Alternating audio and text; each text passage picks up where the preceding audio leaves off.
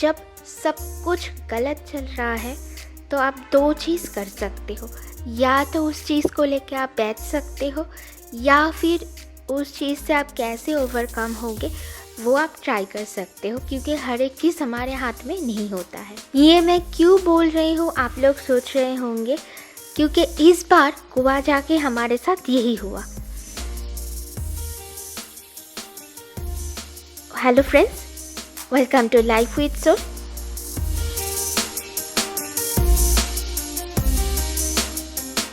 हम फिर से निकल पड़े हैं और इस बार का डेस्टिनेशन है फिर से गोवा। जी हाँ, गोवा हमारे लिए थर्ड टाइम है इस बार, लेकिन इस बार हम अकेले नहीं जा रहे थे। इस बार दो और भी लोग हमारे साथ जा रहे थे, वो है मेरे इन-लॉज। उनके लिए पहली बार है, तो इसीलिए वो लोग हमारे से ज़्यादा ही एक्साइटेड थे। जब हम घर से निकले तो हमें ऑलरेडी 1.5 घंटा लेट हो चुका था, क्योंकि कैब ड्राइवर जो थे बहुत देर से आए थे। तो जैसे तैसे हम लोग बहुत ही कम टाइम लेकर के एयरपोर्ट पहुँचे। सुबह 11-11:30 का जो फ़्लाइट रहता है बेंगलोर टू गोवा का, वो लेने के लिए एयरपोर्ट पे जाके बहुत ही लंबा एक क्यू था। वहाँ पे जाके हमने चेक इन किया। इस बार गोवा का जो ट्रिप है वो हमारे लिए थोड़ा सा मिक्स एक्सपीरियंस आप बोल सकते हो। अच्छा था, बुरा था, सब कुछ मिला के। वो मैं क्यों बोल रही हूँ आपको धीरे धीरे पता चलेगा। ऑलमोस्ट 2 महीने बाद इस वीडियो को मैं बना रही हूँ, क्योंकि मैं खुद ही थोड़े से कन्फ्यूजन में थी कि इस बार का वीडियो मैं डालूँ या नहीं डालूँ, क्योंकि इस बार हमारे साथ बहुत कुछ नेगेटिव हुआ, बहुत कुछ गलत हुआ। तो इस बार हम सच बोले तो अच्छे से वीडियो कुछ बना नहीं पाए, लेकिन फिर मैंने सोचा कि घूमने गए तो जितना भी थोड़ा बहुत वीडियो हमने लिया वो आप लोगों के साथ ज़रूर शेयर करना चाहिए, ताकि आपको अगर थोड़ा सा भी हेल्प हो तो हमें भी वो अच्छा लगेगा और ये एक हमारे मेमोरी में हमेशा रहेगा। ये सोच के मैंने ये छोटा सा गोवा ट्रिप का वीडियो बना लिया। जल्दी में सुबह हम लोग ब्रेकफास्ट बिना किए निकल गए थे, इसीलिए हमने चारों ने 4 बर्गर खा के बैगडी से फ्लाइट चढ़ गए।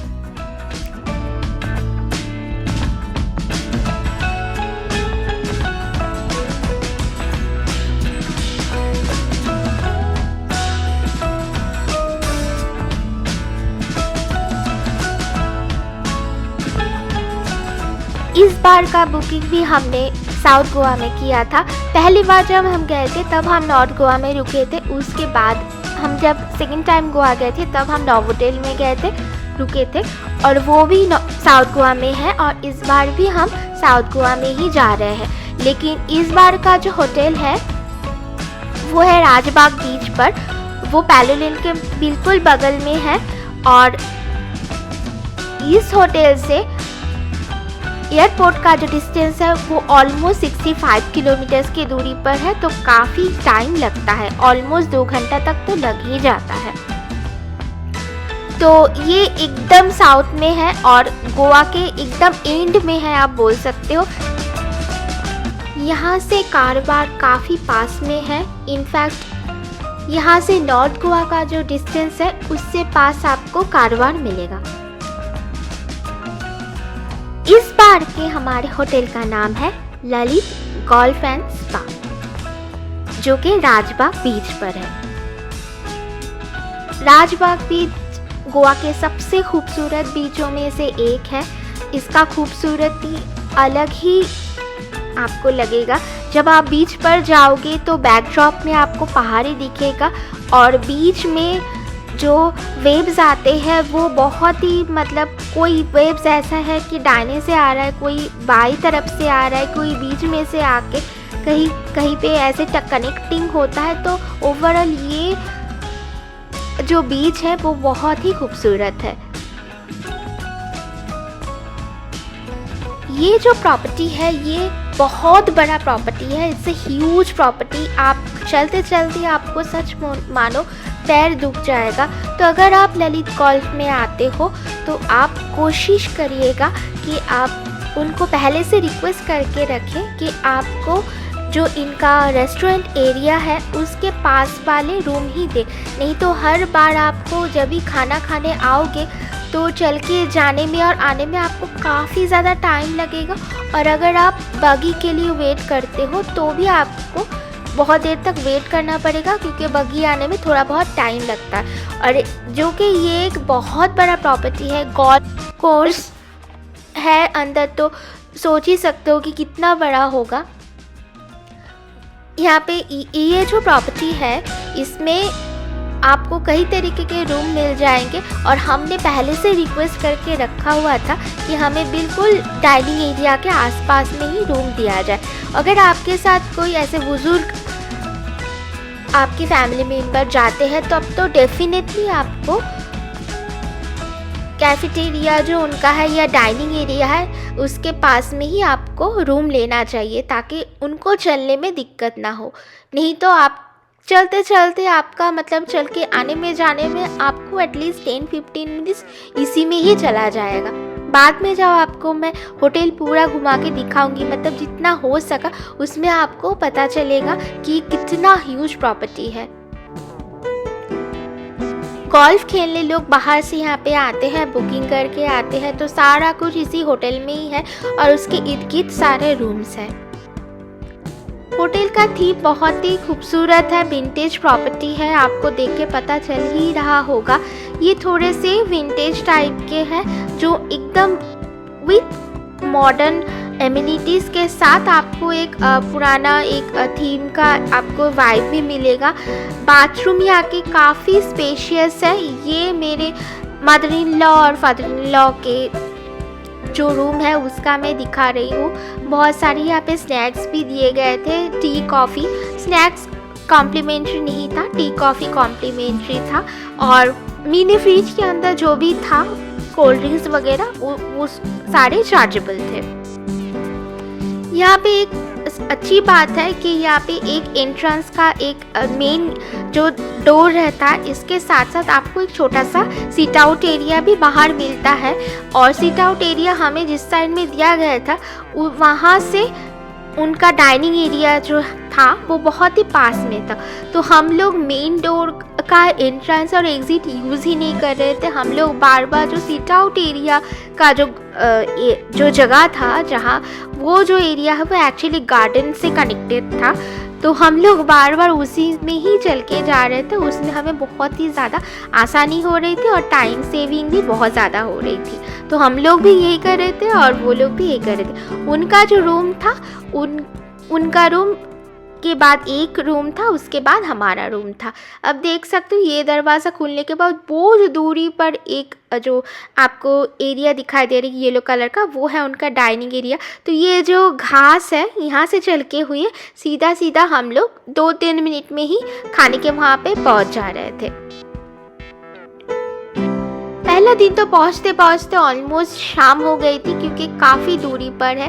पैलोलम बीच का जो वीडियो है वो मेरे पिछले ब्लॉग में है, तो पता ही चल जाएगा आपको अगर आप देखोगे तो। पैलोलम बीच बहुत ही दूरी पर है, और ये राजबाग बीच से पैलोलम बीच का जो दूरी है वो 3 या 3.5 किलोमीटर के दूरी पर है, मतलब बहुत ही पास है। कार में जाने से 5-10 मिनट तक ही लगता है, और राजबाग बीच में आप खड़े होकर पैलोलम बीच भी आपको दूरी से दिखाई देगा। और ये है 1060 रूम नंबर, ये हमारा रूम है।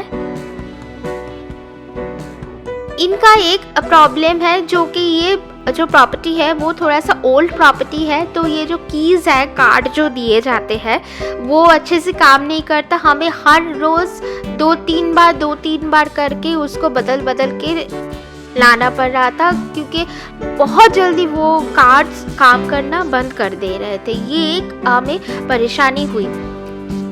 एक रूम का टैरिफ हमें अराउंड 12,000 करके आया। 11,000 to 15,000 के बीच में ही लगभग इनका जो टैरिफ है वो रहता है। लेकिन वो नॉर्मल सीज़न में। पर अगर आप गोवा में देखोगे तो गोवा में सीज़न टू सीज़न बहुत ज़्यादा ये जो प्राइस है वो अप डाउन करता रहता है। ये सारे 5 स्टार जैसे होते हैं। यहाँ पे भी एक बहुत बड़ा स्पेशियस वार्डरोब दिया गया था, लॉकर दिया गया था, बाथरूम, शूज़ जो चप्पल होते हैं घर में अंदर पहनने के लिए वो दिया गया था। ज़रूरत की सारे जो भी सामान है वो सब कुछ दिया गया था। अम्ब्रेला भी दिया गया था और बाथरूम में का एमिनिटीज़ तो आप देख ही चुके हो, शावर जेल, शैम्पू वगैरह सब कुछ दिया गया था। बाथरूम के अंदर एक बहुत ही बढ़िया सा बाथटब था जो कि बहुत ही विंटेज लुक का है, वो हमें बहुत पसंद आया और वो काफ़ी स्पेशियस था।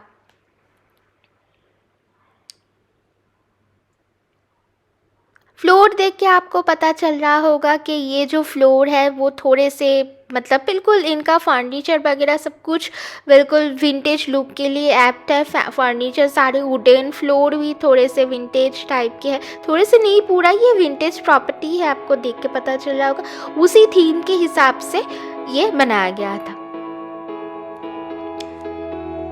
ये जो प्रॉपर्टी है ये बहुत ही बड़ा प्रॉपर्टी है, तो ऑलमोस्ट 700 गेस्ट ये लोग एक साथ एकोमोडेट कर सकते हैं, मतलब एक साथ रिजाइडिंग कर सकते हैं। और अलग से इनका शादी का जैसे बुकिंग होता है, बहुत कोई जैसे बीच वेडिंग करते हैं या होटल्स बुक करते हैं, उनके लिए भी अलग से जगह बनाया हुआ है, वो आके वहाँ पे अपना शादी कर सकते हैं। ये सारा कुछ इस होटल में प्रोवाइड किया जाता है। हमें कॉम्प्लीमेंट्री चॉकलेट्स और कुकीज़ दिए गए थे और फ्रूट्स।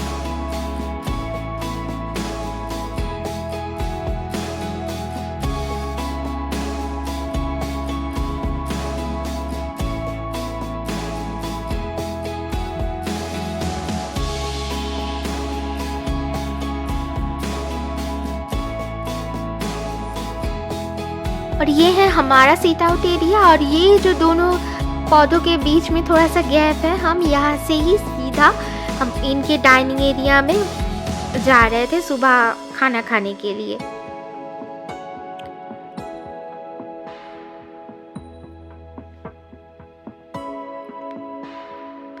यहाँ पे एक चीज़ है, सी फेसिंग बोल के ऐसा कोई रूम नहीं है, क्योंकि ये प्रॉपर्टी ख़त्म होने के बाद पूरा गोल्फ कोर्स है, उसके बाद जाके समुंदर चालू होता है। तो आप कोई भी रूम लो, कोई सा भी रूम से आपको सीधा डायरेक्ट आपको समुंदर दिखाई नहीं देगा। जैसे नोवोटेल में हमने आपको दिखाया था कि बहुत देर तक चल के जाने के बाद समुंदर आती, यहाँ पे भी है वैसा। ये बीच रिजॉर्ट है लेकिन सी फेसिंग का कोई कॉन्सेप्ट नहीं है। बहुत बड़े बड़े जो होटल्स होते हैं, बहुत मतलब प्रॉपर्टी जिनका बड़ा होता है, इनका ऐसा ही रहता है कि पहले होटल ख़त्म होता है, उसके बाद उसको प्रॉपर्टी को सेव करने रखने के लिए एक बहुत बड़ा एरिया छोड़ देना पड़ता है। जैसे ये इनका गोल्फ कोर्स है, आप देख सकते हो।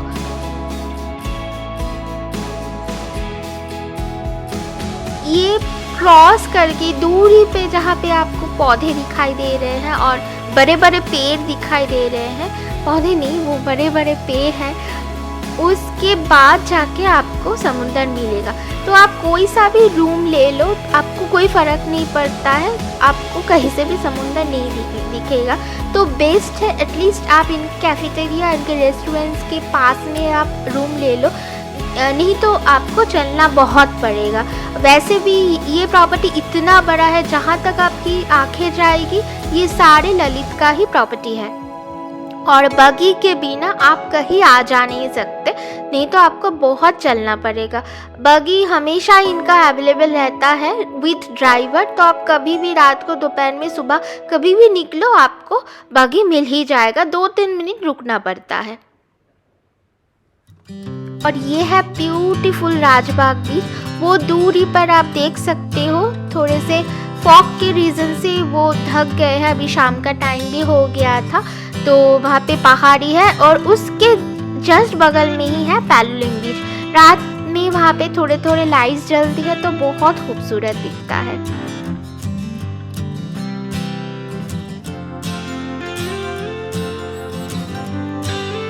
इस होटल का एक रेस्टोरेंट है, बीच साइड रेस्टोरेंट, जो पहले बंद था, लेकिन हम जब गए तब खुल चुका था, उनका काम चल रहा था। वो था कोर्टस रेस्टोरेंट। ये बिल्कुल बीच के ऊपर है, लेकिन बीच में शाम के बाद से कोई लाइट प्रोवाइड नहीं किया जाता है, तो आपको यहाँ पे बैठे बैठे समुद्र दिखाई नहीं देगा, क्योंकि पूरी तरह से अंधेरा रहता है।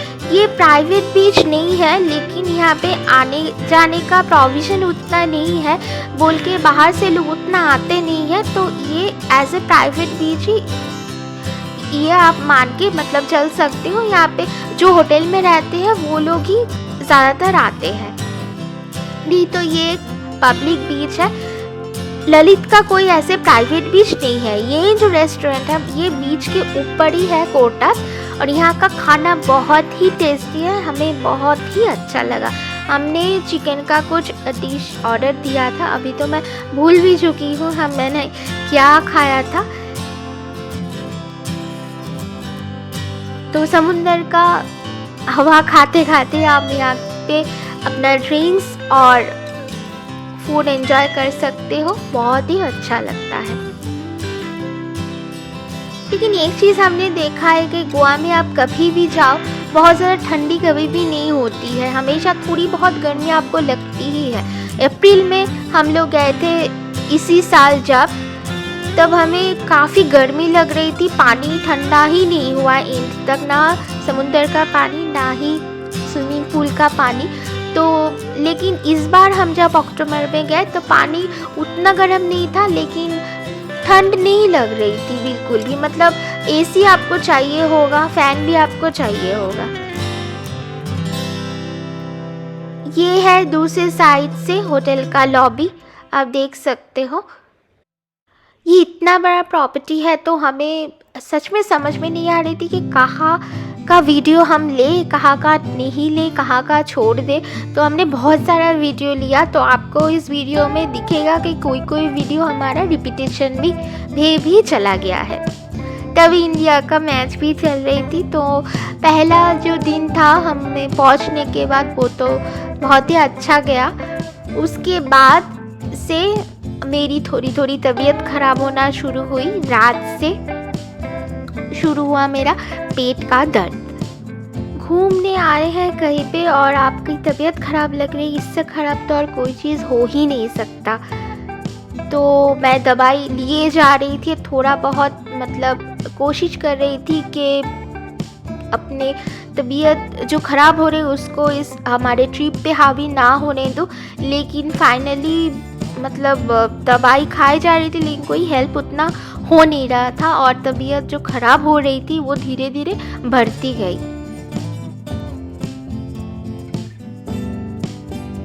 ये है रात का नज़ारा होटल में। बहुत ज़्यादा लाइट्स यहाँ पे नहीं है, लेकिन ये है एग्जैक्टली एग्जिट का जो गेट है। रात में भी ये होटल उतना ही खूबसूरत लगता है। इस बार हमें बुफे एरिया का वीडियो बनाने का टाइम बिल्कुल नहीं मिला, क्योंकि हम खाने जा ही नहीं रहे थे, तो बना नहीं पाए। लेकिन एक दो बार हमने ट्राई किया है। खाना बहुत ही यहाँ का ख़राब है, हमें बिल्कुल भी अच्छा नहीं लगा। 5 में हम लोग शायद 1.5 देंगे। खाना नॉर्थ इंडिया और साउथ इंडिया सब कुछ मिलेगा, लेकिन खाने में बिल्कुल भी टेस्ट नहीं है। अगले दिन भी मेरी तबीयत ख़राब ही चल रही थी, तो बहुत सारा दवाई लेने के बाद मैं हमेशा दवाई मेडिसिन अपना कैरी करती हूँ, क्योंकि मेरा कभी भी तबीयत ख़राब हो जाती है। तो सारा दवाई बहुत सारा लेने के बाद थोड़ा बहुत जब तबीयत सही हुआ, तब दोपहर हो चुका था, मतलब 2-2:30 बज रहा था। तब हमें लगा कि घर पे मतलब रूम के अंदर बैठ के और कितना देर तक कोई रह सकता है, तो मैंने थोड़ी सी हिम्मत दिखाई और दवाई वगैरह खा के तो हम गए पूल में। पूल इनका बहुत बड़ा है और सेपरेट एरिया है, किड्स का अलग से है और एडल्ट्स का अलग पूल है। और पूल आप देख सकते हो पूरा सनशाइन से भरा हुआ एक ब्यूटीफुल सा पूल है। अगर आप ललित में कभी रहने के लिए आते हो, इस पूल में आप ज़रूर जाइए, आई इंसिस्ट, आपको बहुत मज़ा आएगा।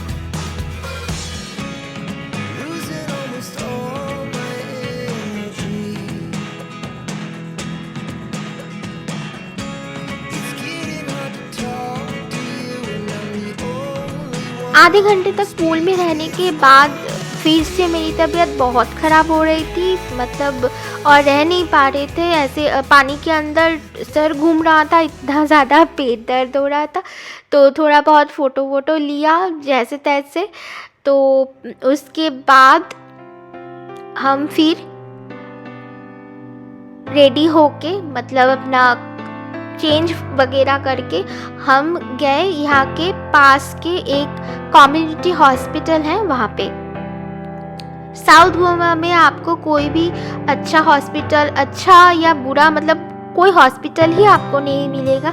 यहाँ पे तबीयत ख़राब होना मतलब एक कर्ज जैसा उस दिन हमें लगा कि आसपास में ना डॉक्टर ना हॉस्पिटल कुछ भी हमें नहीं मिला। कम्युनिटी हॉस्पिटल जो है वो यहाँ से 3-4 किलोमीटर की दूरी पर है, ये ललित गोवा से।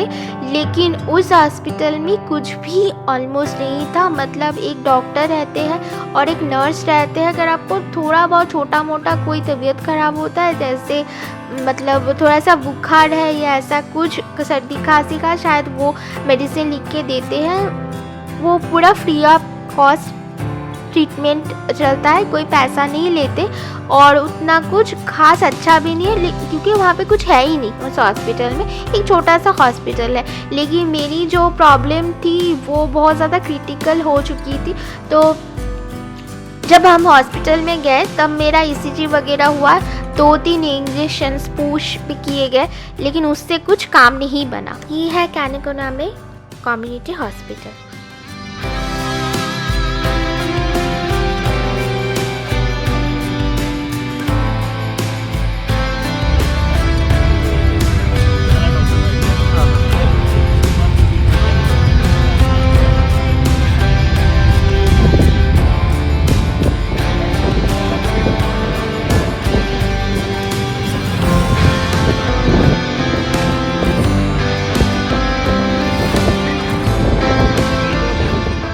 किलर्स वगैरह देने के बाद भी कुछ हुआ नहीं खास, तो डॉक्टर ने फिर भी दवाई कुछ दे के हमें भेज दिया होटल वापस। उनको लगा कि शायद कुछ देर बाद उसका असर दिखाएगा, हालांकि ऐसा कुछ हुआ नहीं। तो अभी हम वापस जा रहे हैं और अभी शाम हो चुकी है, 5, 5:30 ही बज रहा था, तो दोबारा होटल वापस आ गए।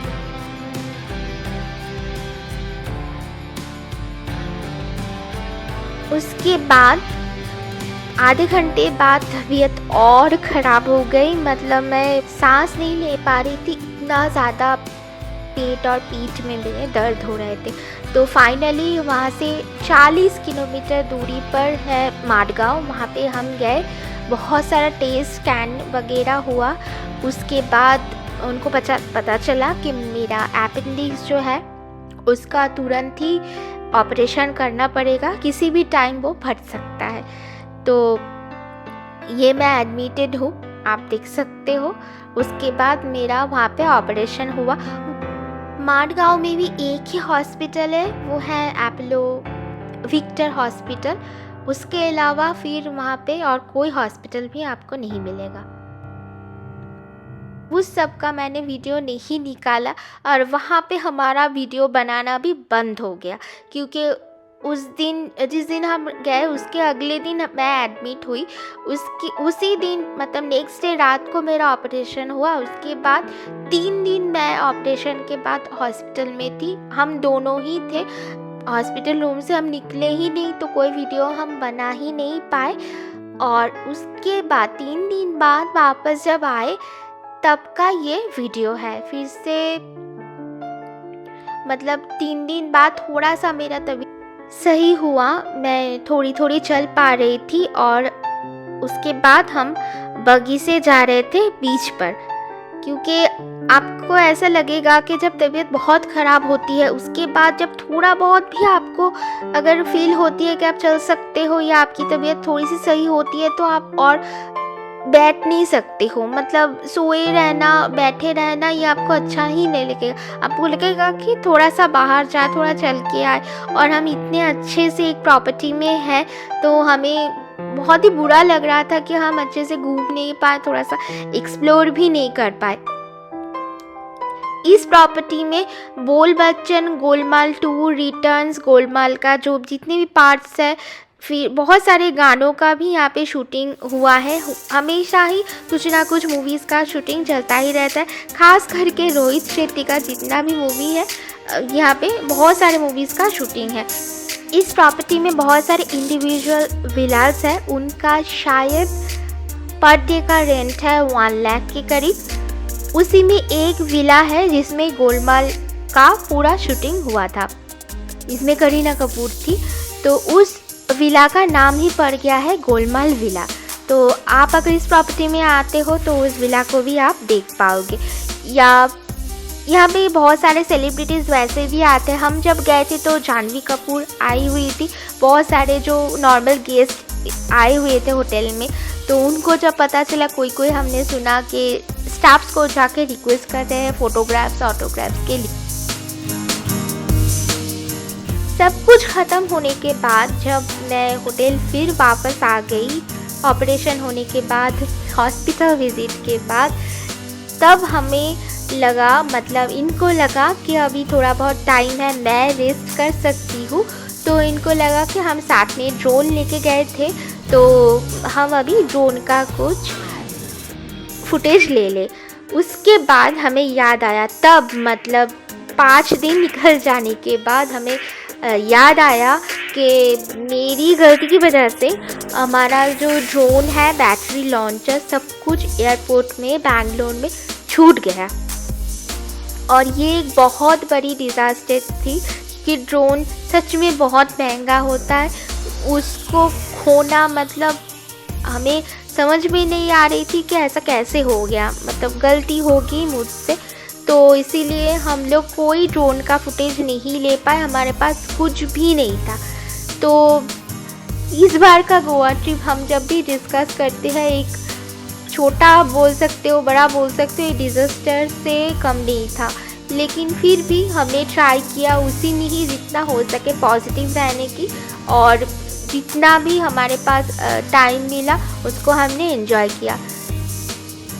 5 दिन बाद मेरे इन-लॉज वापस चले गए, क्योंकि हमारा बुकिंग 5 दिन के लिए ही था, लेकिन हम रुक गए क्योंकि मैं ट्रैवल के लायक थी नहीं, तब मेरा ट्रैवल हो नहीं सकता था। उस टाइम पे बहुत सारे स्टिचेस थे और स्टिचेस पूरे कच्चे थे, उतना देर तक मतलब ट्रैवल करना, और मतलब यहाँ से होटल से एयरपोर्ट जाने में ही उतना टाइम लगता है, इसीलिए हम और 3 दिन एक्सटेंड कर लिए अपने लिए, ताकि थोड़ा सा और रेस्ट मिल जाए और थोड़ा सा मैं और स्टेबल हो जाऊँ।